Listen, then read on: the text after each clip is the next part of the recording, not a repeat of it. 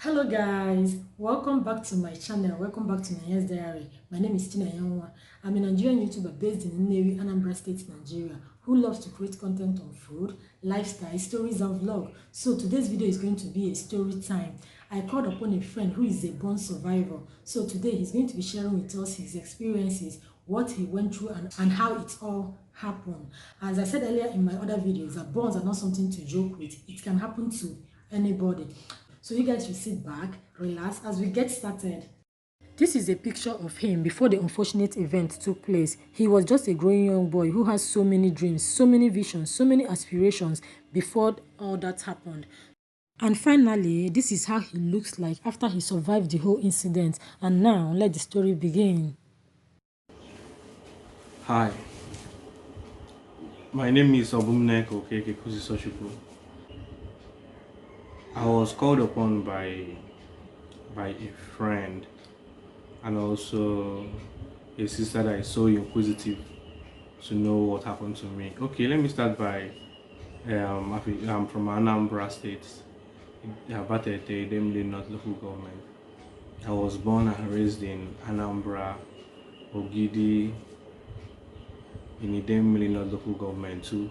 I went to my primary school at Holy Land Northern Primary School, Ogidi, my secondary school at Dennis Memorial Grammar School, Onitsha, and my tertiary institutions on 2 universities and then 3 different courses and then 3 different faculties. Well, I have a degree in psychology, clinical and psychotherapy. Well, I am here to give a brief on what happened to me and how I got where I am today. So I'm going to be quick. I'm going to be snappy in order not to take much of your time. I had an accident. It's a home accident, fire accident. I was trying to lit a lamp and it was an adulterate kerosene. That was when I was 9. That's so many years ago. So I tried to lit the lamp and the lamp went all in flames and it gave me a 3rd-degree burn with about 55% burn degree. So when I was in flames, my mom rushed to my room to pick me up, and then in the process of picking me up, she threw the pajamas that was in flames on herself too. So she got about 1st and 2nd degree burns on her hands and 1st-degree burns on her legs. So that night it was a very tough one for me and my family as well. So it's been a whole lot to talk and deliberate on, and I've talked so much about it, but every day the memory is like it just happened yesterday, and it's not so easy. Actually, she reached out to me because she saw a video I did with a friend and a brother that came from Kogi, Benue, that has a 3rd-degree burn. So that night I was rushed to Yeno Hospital. My dad couldn't drive because of the overwhelming situation. So he had to beg his mechanic to drop us in the hospital. I was up and doing. I was really alert on me stepping into the car, getting to the hospital. Well, before I stepped into the car, I asked my mom, "Am I going to die?" She said, "No, I am not going to die. I am going to live to declare the words of the Lord and all that." So I said, "Okay." I entered the car. After a while, we got to Yeno Hospital, where I got down from the car, went straight. I marched to the OPD myself. So when I got there, I just remember telling them that I am feeling so tired that I want to rest. Actually, I had a long day at school, DMGS that day. Had to come home, fetch water and all that. So really, I was exhausted. And the accident happened about after 11 to 12 in the night, and it was a rainy and a thunderous. It was a rainy and also a thunderous night. There was much of a lightning that night, so I was drenched in the water too, in the bit to get to the car and also in the bit to leave the car and step into the hospital's OPD. So the last thing I remembered I told the nurse at the OPD was, I'm feeling tired and I just need to sleep. That was how I packed out for, I guess it's a month or two. I was unconscious of my environment, I was unconscious of myself. And as a young boy, or let me say as a grown up boy, because I was still a young lad, 9, not even up to 10. So I tried to, actually when I got my consciousness, after about a month or so, it was a very overwhelming sight when I saw myself, the pains are much every morning, every night, the dressing, each time they bring in the trolley, what is it going to be, the injections, the cannulas, sometimes it's clogged, sometimes they need to look for vein, and in the bit of, because I had an all-round sore body, so trying to get a vein to draw in the the cannula, that's not really been easy and all. So it's when I let me it's the stay in the hospital was, it was really tough, not so bearable, because there's a lot of pain to go through. Every morning I wake up to a different nurse dressing me. Sometimes the nurses are good, sometimes the nurses are not okay, because they have their own psychological problem they are dealing with.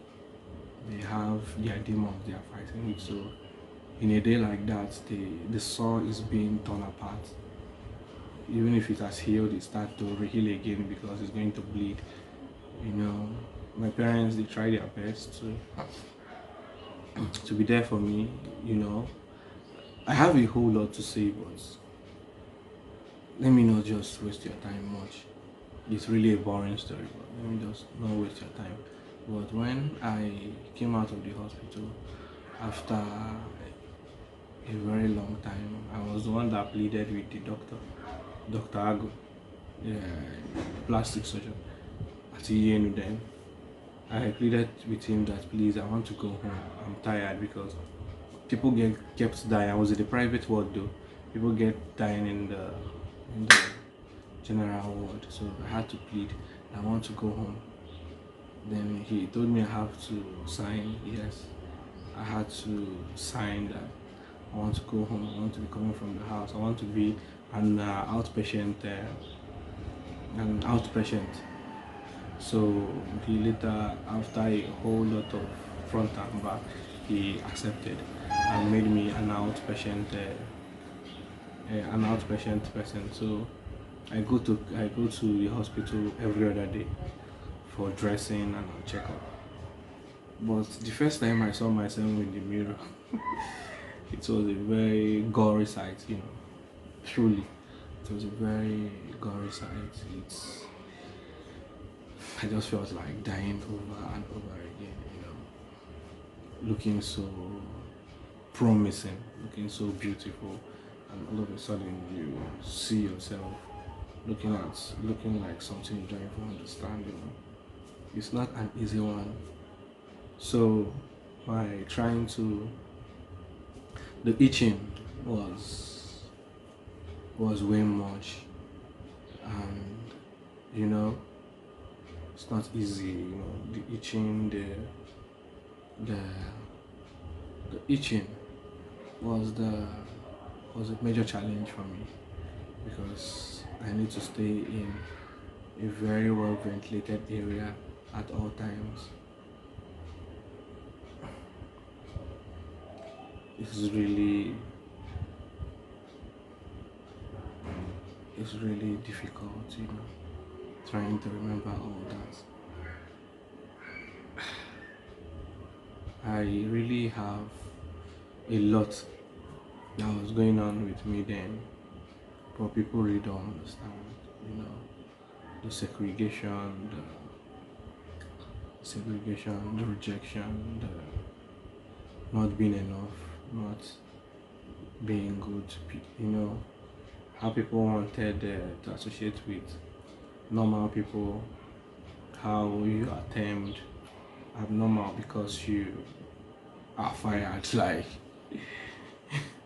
you you are fired, like they usually say, because your skin, your face looks totally different from the rest. So it's a memory that cannot be erased throughout my lifetime. I really have a lot to say, but I think some of the answers you're looking for might be in the questions the interviewer will give me, but really, it's not really easy living with bonds, especially in a third world country like Nigeria, because we pass through a whole lot. Depression always, stress always, anxiety always. So it's a very difficult one, living with bone scars and all. And to anyone that is going through emotional stress and all that, I'll advise you really follow this channel, because she always try as much as possible to bring to bear people life histories, go at length to get to know about some of the stories we hear on the internet. She tried to get to meet the person in person, trying to hear, not all those undiluted gist. So I would advise you to always subscribe to her channel and go through her page. We really got a lot to learn from. So thank you for getting to know me, getting to know the name behind K-Album and also the person behind K-Album. Thank you so much, and God bless you. So guys, this is officially the end of this video, and if you really enjoy watching this video, please don't forget to like, comment, share and subscribe to my channel. See you guys in my next video. Bye bye.